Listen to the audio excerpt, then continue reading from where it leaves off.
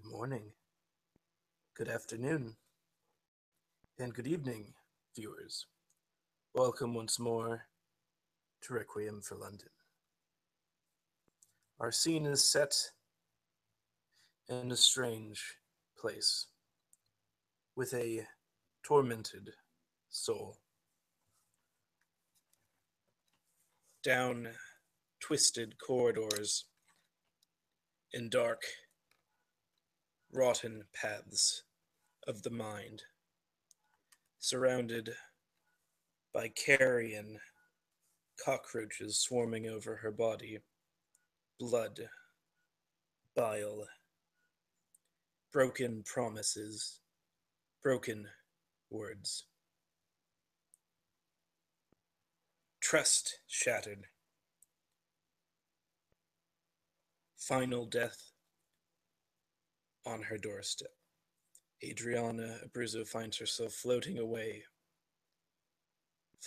down calm waters, moving away from the carrion, torn, broken, bits and pieces floating down the calm black waters.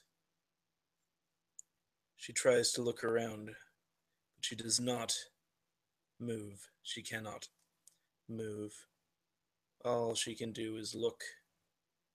Yet she can see. She can see what has happened to her. Torn asunder. Unity broken. But the stars overhead and the hidden stars she can see, for just a brief moment, the movement of the heavens, and in this broken state she can almost find a sense of peace, a place in the cosmos.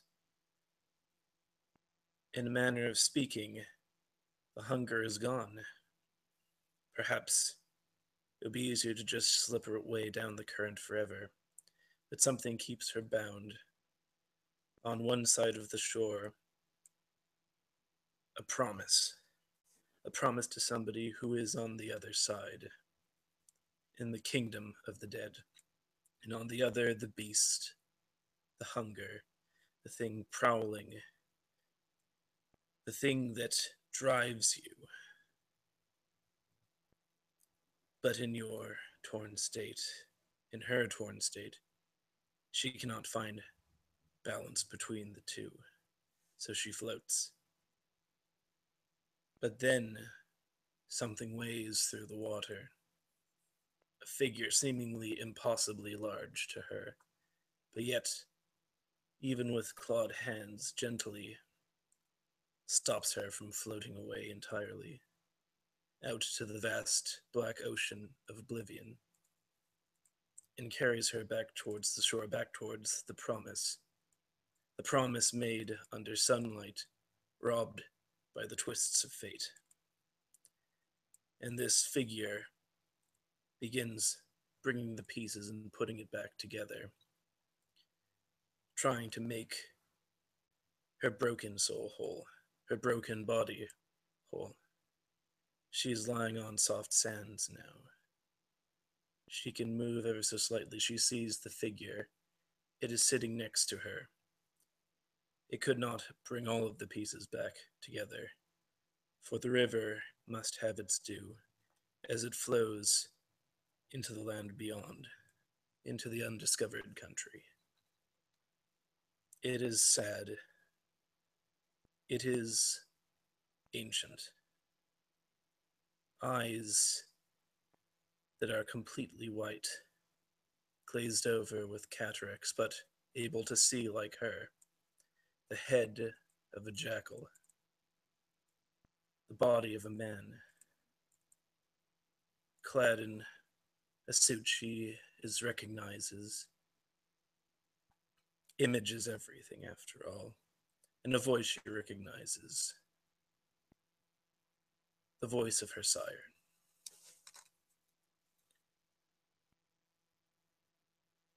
How could I have let this come to pass?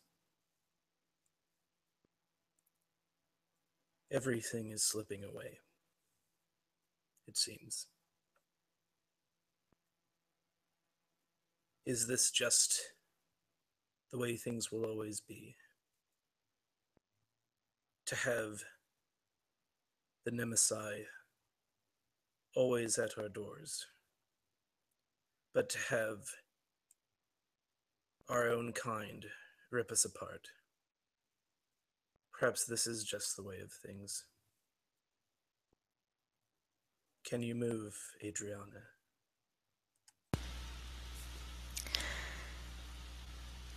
Adriana listened quietly as she floated down this river of silence and balm. Her beast, on the one hand, the beast she calls spite, and the promise on the other, both in their own way, tying her to the world, both what kept her from giving up and letting go on the cold floor of the Invictus safe house before she was retrieved. She doesn't know how she got where she is. And when she is able, she turns her head and looks up at the person who she would recognize as her sire, although he is not quite as she remembers seeing him. She realizes that she is probably in some kind of twilight sleep or dream vision, not quite torpor, for there is not that numb silence. She is anything but numb. But she looks at him and she knows instantaneously, she feels almost waves of regret coming off of the man. And she will look up at him and she will just mouth and hoarsely whisper, "I'm sorry." The figure just shakes his head and says, "Do not be. The birds of chaos, they see it to it, one way or another, that we shall not know peace. They are brothers and sisters to Ammon, and they will not allow us to find peace in this existence. That is why we try to strive, either nobly or in spite, against their machinations. Rest. The blood will make you strong again, if not entirely whole. Please tell me what happened." They are still in the vision at the moment, correct? Correct. You can sort of look around and see a cityscape despite the desert surroundings. A fusion of old and new. A time lapse, if you will. Half buried beneath the sand. The buildings of London, old and new. A spire sinking into the sand beneath. A sky so impossibly filled with stars. A way that the world has not seen since ancient nights long ago. And as Adriana closes her eyes and tries to remember the exact details of what happened, even now, they start to steal from her as if the remnants of her body and her brain and her heart are trying to protect her and help her let those memories go. But she knows she must recall them. She must relive them for once. She will look to the water and the stars kind of glittering off of it. And she says, "He asked me about you. He said, 'What kind of man is your sire?' But that was before. That was before he did what he did." And you can see, her look kind of goes from the placid, I'm in healing, to just abject misery. She is beyond upset that this has happened between them. And you were probably not aware of the fact that they had a friendship. It may not have been an enduring one, but kindred take what they can get.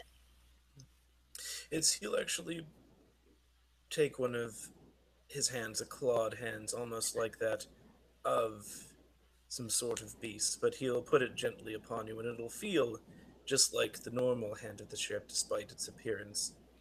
And his eyes will glow white for a moment with a supernatural light, almost reflecting the stars in the heavens above. He is going to try and use something right now. There we go. Could you please roll me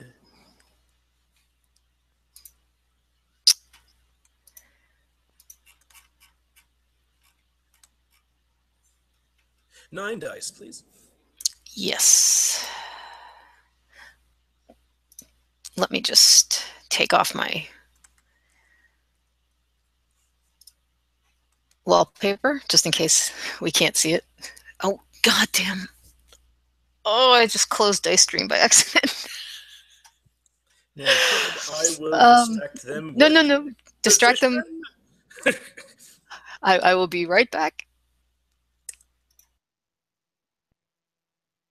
Reflected, stars beyond measure.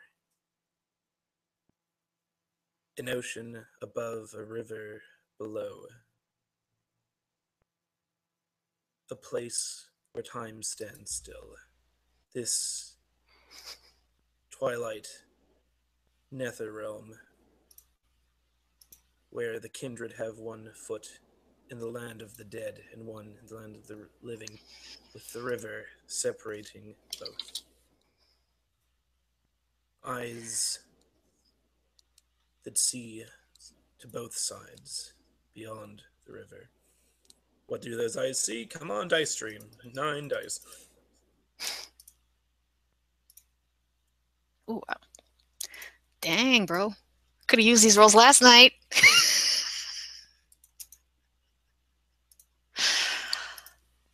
Oh my. Well, it's fitting that he's the sheriff at least. Wow, that's an exceptional. There we go.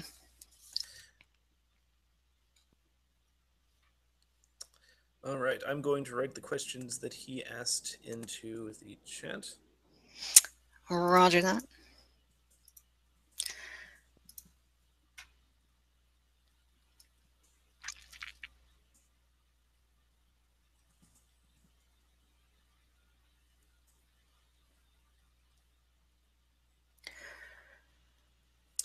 And please continue Adriana's story as, again, his eyes aglow. Yes. Adriana will recount that she will say, I went because I know things are getting tense, that the Carthians, and she will, you'll see her jaw tense a little bit as she mentions their name. And she will say the Carthians have been instigating and doing horrible things. And I know that he considered me someone who was a friend to him. And I wanted to discuss this with him because things may become difficult between us. And she closes her eyes and kind of cocks her head to the side. It's still a little difficult for her to talk as her jaw is continuing to heal. But she says, I remember being in his shop and he was going to offer me something. And all of a sudden I had this horrific premonition. I thought it was a wall of blood, and then it was a pool of vitae I didn't understand. And when I went to ask him a question, he had become this horrible beast. And she will stop and her eyes will open and she will look at him and she'll say, you know the rest. As again, looking off across the river to the shores where the beast reside, you'll see a snarl appear upon his face and say, I am sorry, but this is the work of far more than just passions or the hunger of the beast. Someone is responsible for this, Adriana. I need you to remember, who have you talked to? What have been your activities these past few nights?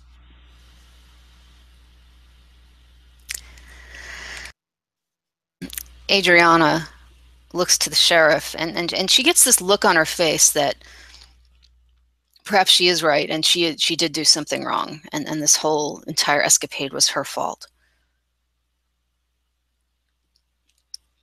And she says,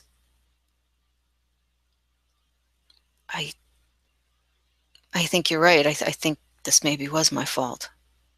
I guess it would have come to it eventually. I don't know. And what she's saying, it doesn't really mesh with what you're asking her. So I think maybe you get the impression her brain isn't working all that well. But she is finding herself not as lightheaded before. Okay. She's just sitting there. It does almost seem like perhaps the world was spinning at first, but now it's not. Okay. Not only that, the sheriff is looking like his normal self again. He has not donned the disguise of the Black Hand.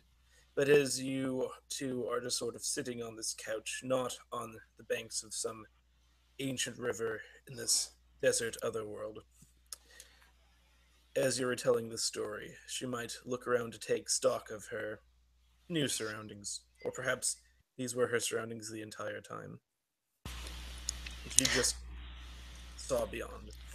Right. So he's asked, just repeat what you asked again. I'm sorry. It What was question did you ask her? who have you been talking to these past few nights?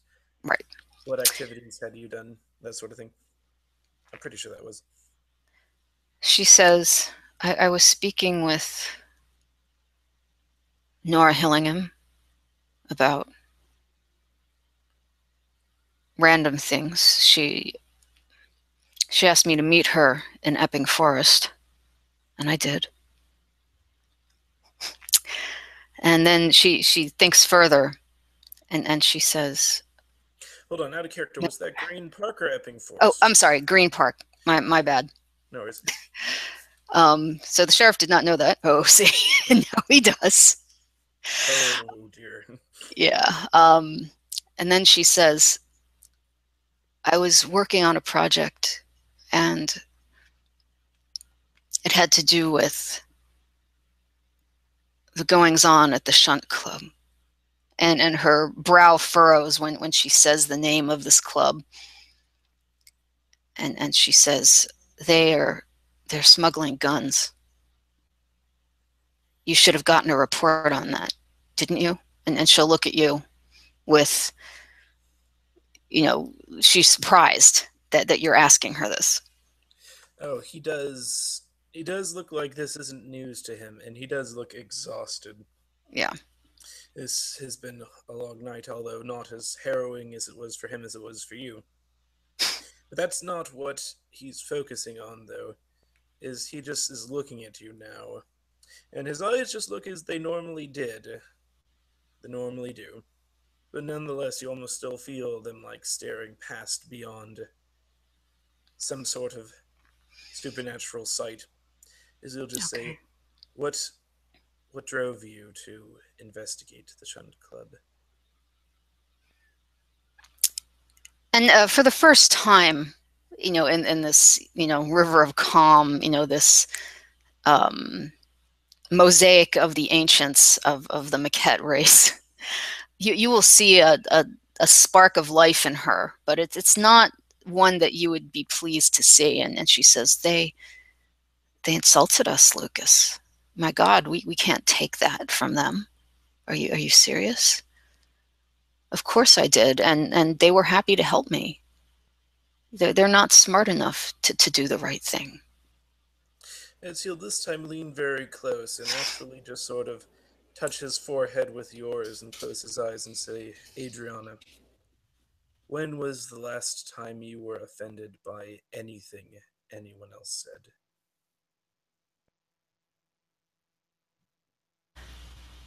As the sheriff says this, she thinks for a moment, as it is unlike her to really get offended by anything anybody says. Nora Hillingham insults her every time they meet. Doesn't bother her a bit. She doesn't answer. She just looks away and looks genuinely confused.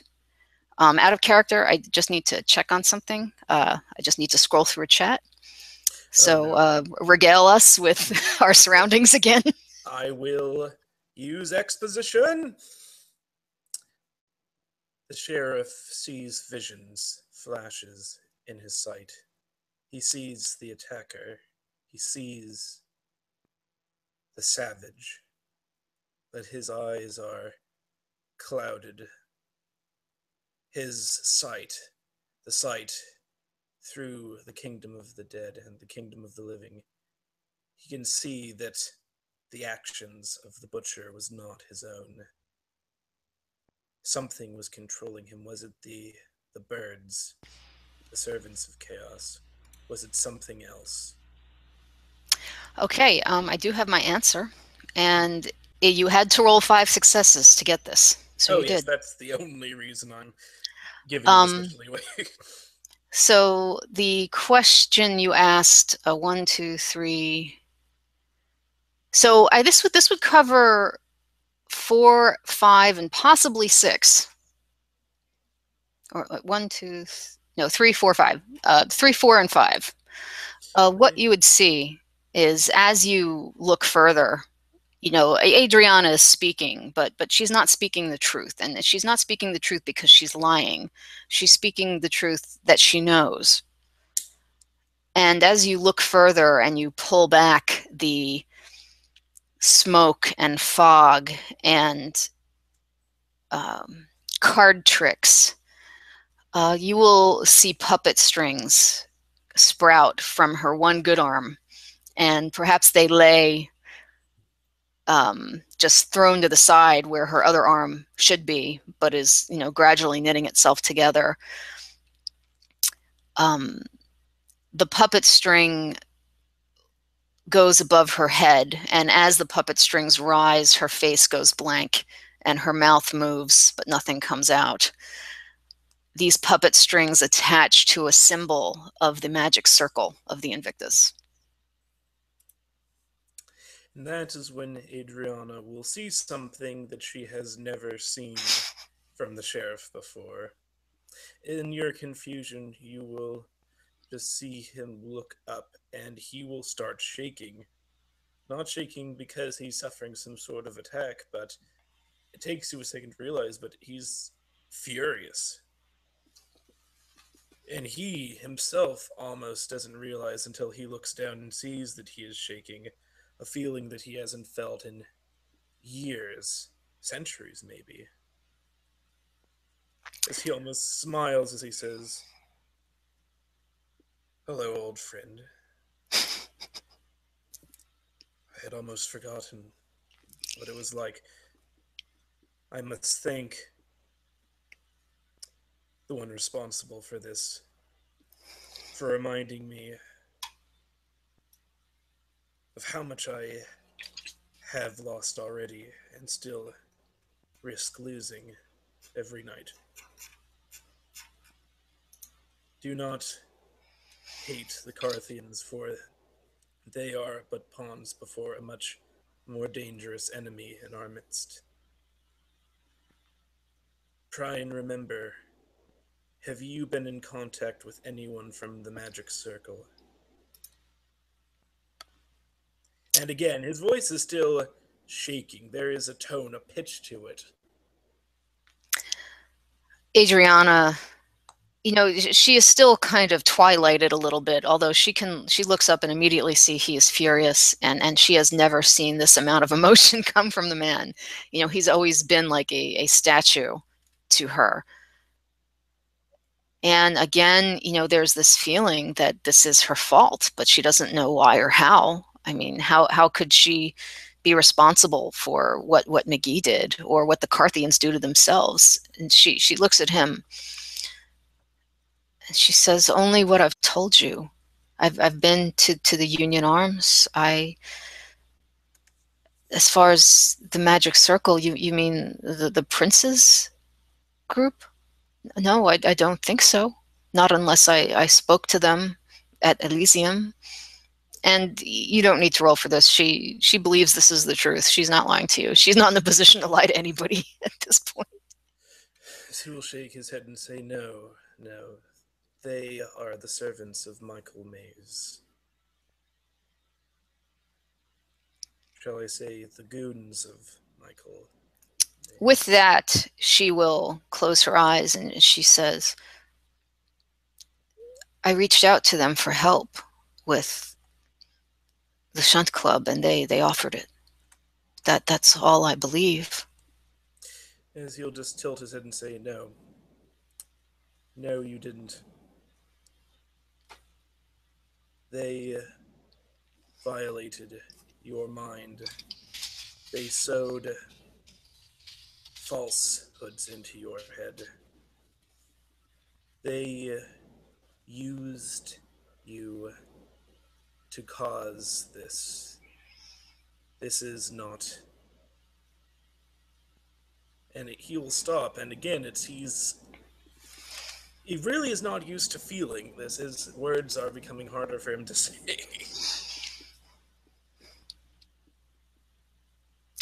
I'm sorry, as he'll just end up saying, this is my fault. In my pride, I made you a target. And the elders have taken advantage of that. As Adriana listens to her sire basically say that, oh, it is your fault, but it kind of isn't. She there's really nothing left for her to do. She is just so beaten down. I mean, she's been torn limb from limb, literally. And she just lays her head back on the sand and starts to cry. And she says, so it is my fault. And McGee will die because of me. Again, he'll put his arm or hand on your shoulder, and you will see genuine concern as he will just say, no, it is not your fault. This is something I fear that has been in the works for a long, long time. And if I have anything to say with it, I will not let it come to pass. I will not let the city be destroyed by the whims of one elder.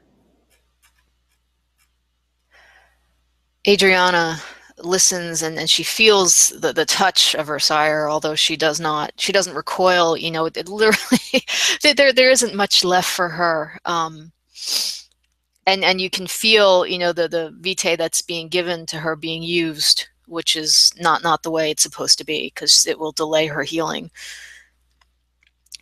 And she will say, Lucas, I'm not strong enough. Look what happened to me. Am I helpless against all of this? I can't be. I never thought it would come to something like this. As he'll look at you and then he'll sort of turn away, but it's more that he just doesn't know the words to say. And there'll be a brief pause that might seem like an eternity for Adriana as she's waiting for some sort of response from her sire, some sort of guidance in this moment, maybe her darkest hour. And he will just finally turn and say, are you familiar with the story of Osiris?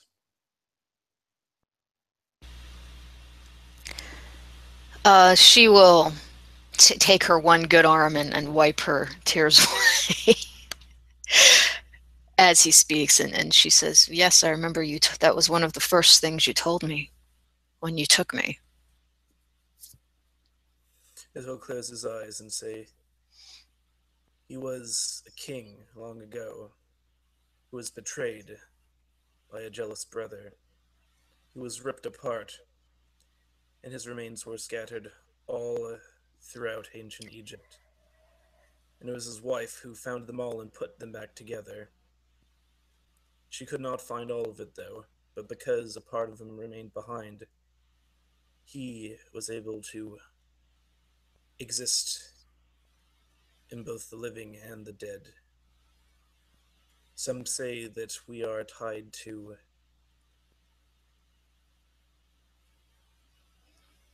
chaos, to the devourer, but I do not believe that is the case. Our blood does not Consider that, Adriana. To us, Osiris was the first of our clan. That is why we are able to endure. Without supernatural powers, we are able to endure because we know that the parts of us that we leave behind are the ones that will grant us true sight.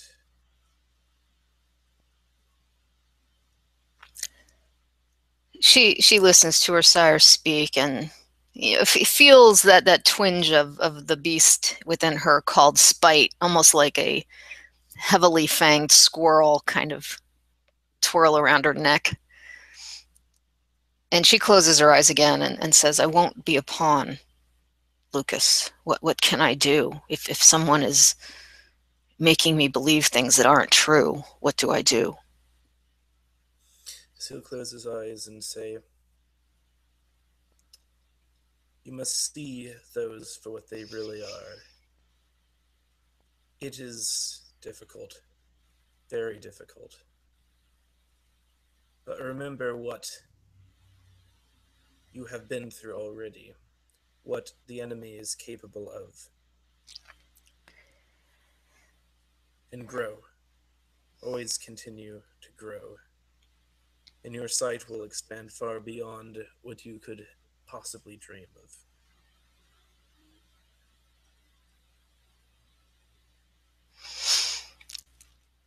She will nod, and then she will kind of smirk a little bit as he says dreams, and she says, the Ventru, Nora thinks I'm having visions.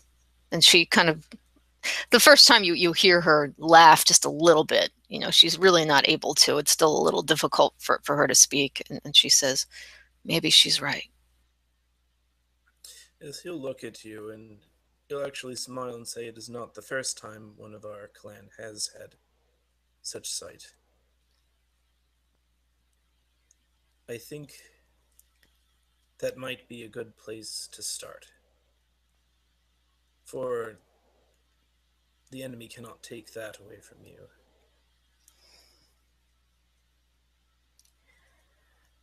Adriana will close her eyes at this point and nod, um, give a half smile, but you see that this conversation has kind of taken it out of her, and she needs to rest. Although the sheriff has gotten quite a bit of information, more than I thought he'd get. So I guess we can shift to where reality is, Ben. Oh, definitely. At this point, it is clear, this is not the banks of some river. This is the sheriff's safe house, personal safe house. It is rather well furnished. Again, he definitely has the resources in order to do so. Adriana can now feel the IV in her arm as she is hooked up and being given Vitae.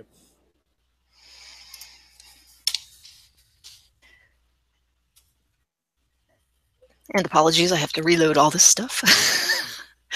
No worries. So Sheriff Bright's apartment, we would shift to, a very kind of Spartan yet elegant type of dwelling, as it were. And should Adriana kind of rouse from her twilight, which she will eventually, she will find herself hooked to several Vitae bags, and this will happen over the next few nights. If the sheriff has gone through whatever belongings Adriana brought in with her, you would have noticed her phone continually going off, and then finally her voicemail going full, and it just stopping. You would also have noticed that her laptop bag, which is always with her, was not at the safe house and not with her. As again, the sheriff is just sitting on not the couch, but in a chair right next to you as you're just sort of laying down on one of the couches. And again, he stopped shaking, but he just looks equal parts frustrated and equal parts sad. You get the feeling that he himself views that this is all his fault. But nonetheless, he's trying to console you, and he continues saying,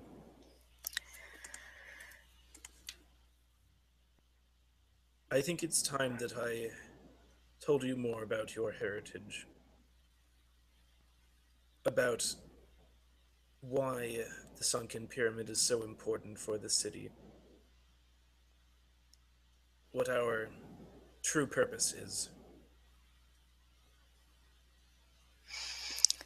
Adriana will listen. She is still kind of laid out. She,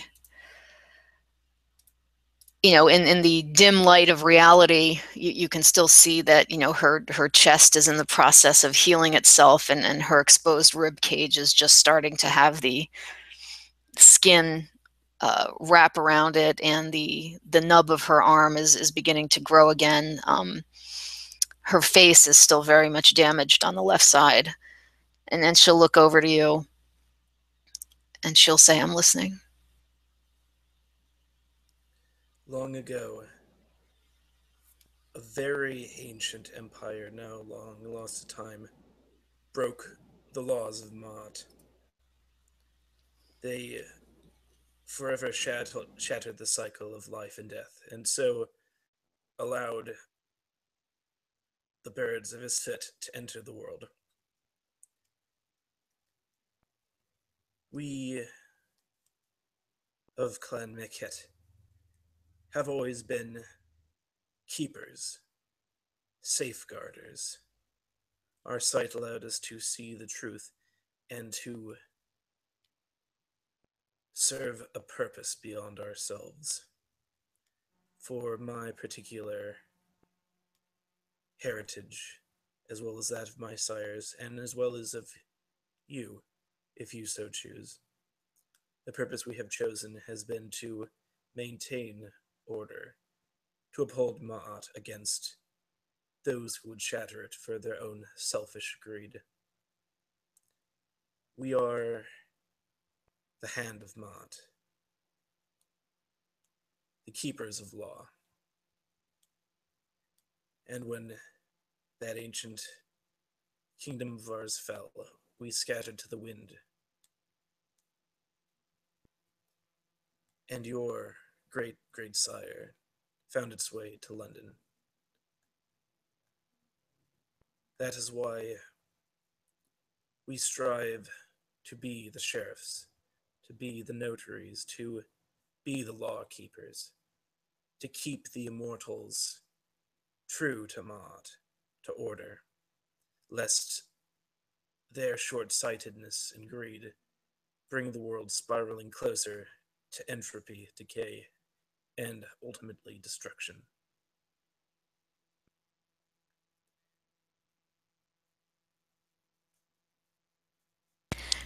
Adriana listens with intent and especially takes notice when he refers to her great great grandsire as it. Hmm. Indeed. Um, she'll turn to him and, with every ounce of strength she has, she will say, I've only ever wanted to do right by you and our blood. It is beyond that, Adriana. Even in life, you strove to do what was right. It was a quality that was and is very rare in mortals. It is, I suppose, what brought the events of this together. It is what doomed you and what brought you into the night, however, as well. For chaos and entropy seek to despoil that which is good, which is right.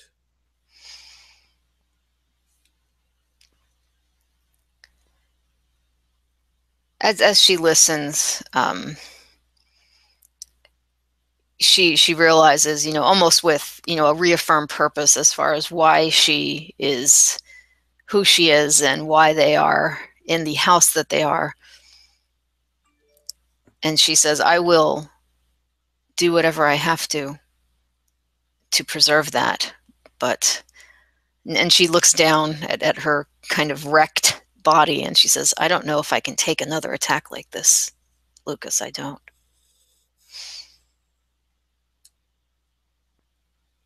If you were to awaken your heritage, you would have the potential to gain the ability to further elude your pursuers. But remember, we must keep our presence here a secret. To the rest of the world, we must be simply members of Clan Mechet. We must be unified in appearance, if not in purpose. So far, I and our prefect are the only two of the hand within London, if not all of Great Britain. And what a tragedy that the third had to be a Yankee, I suppose. Um, He doesn't say anything, but infer that what you will. Adriana looks at him, again, with this, the flicker of life is starting to return to her eyes, and she will say, teach me. I want to know. As he will again sit up a bit more straight and say, you must first build a doorway to Duat. It will be where you slumber. It is necessary to connect with the part of yourself that remains behind. You are, as he leans over, in luck. In a way, this is the perfect time to begin accepting your heritage because you have came so close to final death, to finally venturing beyond into the kingdom of Osiris.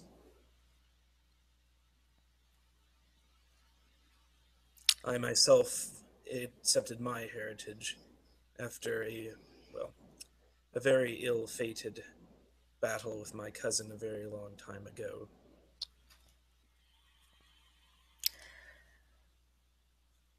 Adriana listens, and for a moment, her mind drifts back to her first night after she had spent almost a full day at the bottom of her bathtub before the sheriff retrieved her and brought her over into the clan and the house and the pyramid and the dreams and the horrors and the nightmares. And yet she is still here. She is not lost to her beast, and she is not lost to insanity, not yet. And she's just kind of mouthing it at this point, but you would be able to hear, show me how to build this doorway and I will walk through it. So he will nod and he will say, the traditional ways are to use the ancient practices from the kingdom of Kemet, but any will do as the world changes. The pathways to Duat change along with the inhabitants of the world. It is, though, a tomb, and must be a tomb, a place associated with death, either literally or figuratively. You must find the symbolism yourself that will allow you to step through. And once you do, you will be given a vision. Follow it, and you will be given a second judgment. And if you are ready, you will awaken as one of the hand of Maud.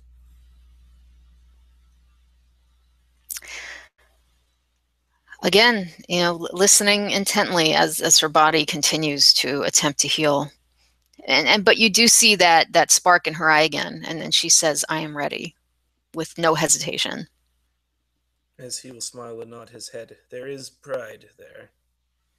And he will begin telling you a bit more. And this is where our scene will begin to pan out in this safe house hidden away from the world, or at least from London at large. A place where a child and sire may, I suppose, pass on the legacies of those that came before. As these two shadows ruminate on the events that transpired, Adriana will be given further instructions as to exactly how to build this door to Duat. But for now, and for the purpose of the scene, it comes to a close. Thank you all for watching, though, and have a lovely night.